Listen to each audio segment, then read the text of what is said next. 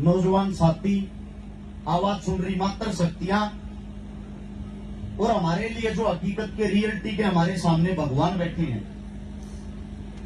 हमारे देश के जवान, सभी के चरणों में हर सितारा हरियाणा की तरफ से हाथ जोड़कर राम राम।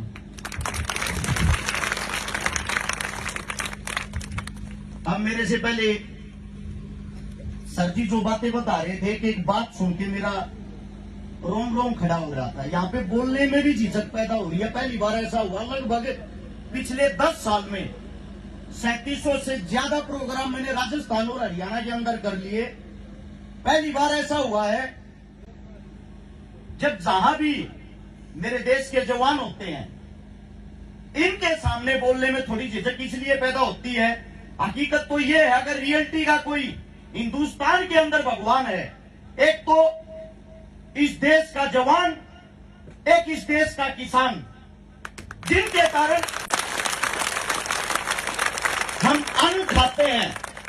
सबसे पहले अन्न खाने से पहले उस किसान का धन्यवाद करना चाहिए जिसने हमारी थाली के अंदर वो अन्न पहुंचाया। उसके बाद दूसरा धन्यवाद हमें उस जवान का करना चाहिए जिसके कारण हम चैन की नींद सोते हैं और शांतिपूर्वक जीवन जी रहे हैं। एक छोटी सी बात याद आ गई मेरे को भी सर की बात सुन के। बहुत साल पहले मैंने एक छोटी सी हिस्ट्री पढ़ी थी।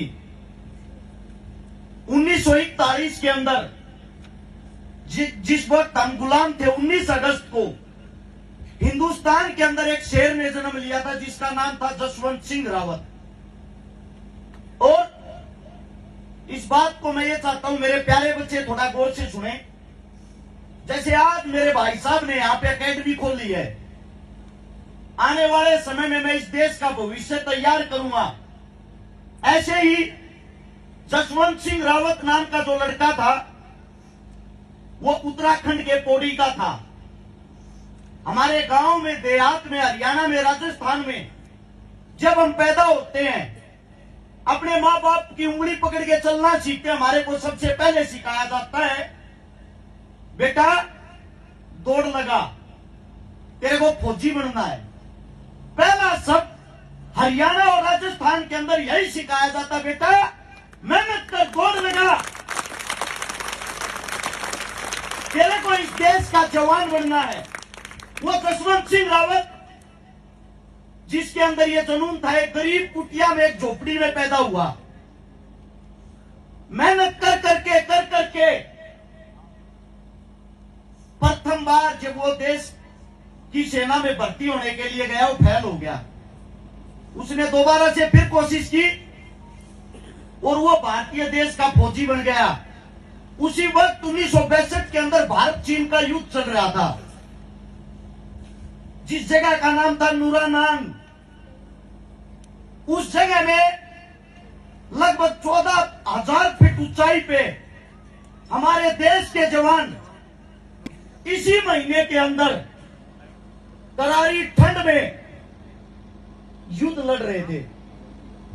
और जब ऊपर से आदेश आते हैं कि ऊपर तक खाना नहीं पहुंच सकता, वहां पे जो हमारी सेना वो वापिस लौट आए। उसी के अंदर जो जसवंत सिंह रावत था, उसने साफ मना कर दिया, मैं हिंदुस्तान का एक जीता जागता शेर हूं। जब तक मेरी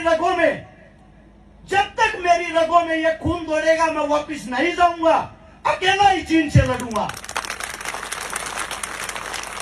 आज इसी महीने के, आज से 11 दिन पहले, यानी कि 17 नवंबर को, वो शेर, वो हिंदुस्तानी शेर आखिरी के 72 घंटे, यानी कि भूखा प्यासा लगातार 3 दिन अकेला इंसान पूरे चीन से लड़ता रहा और चीन के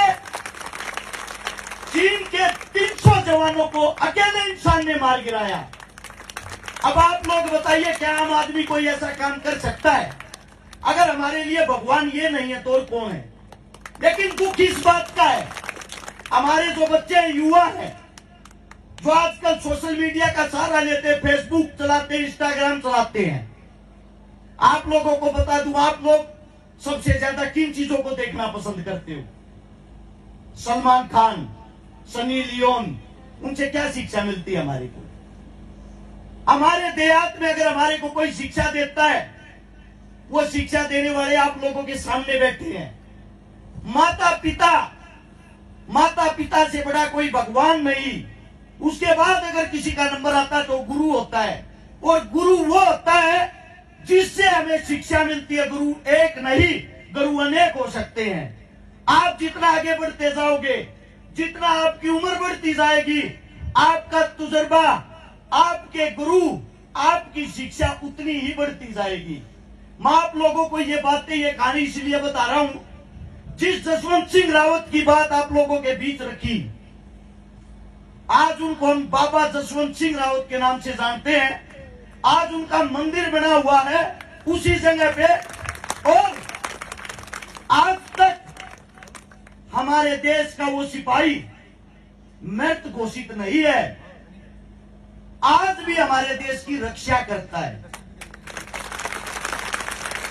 आप लोगों ने कहानियां सुनी होगी ना, भूत होते हैं, भूत नहीं होते, ये बातें चलती हैं।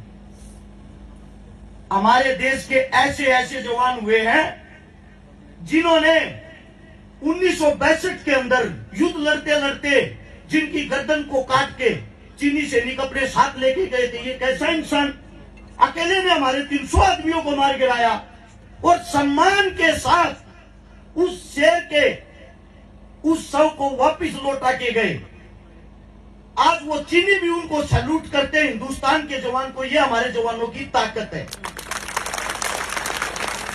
अगर आप यहां आए हो, हमारे सामने जो जीते जागते भगवान है, मैं आप सभी से इतना ही कहना चाहूंगा, इनके अंदर से कुछ न कुछ गुण सीखकर ही अपने घर वापिस जाएं। आप ही का बच्चा हूं, आप ही का बेटा हूं।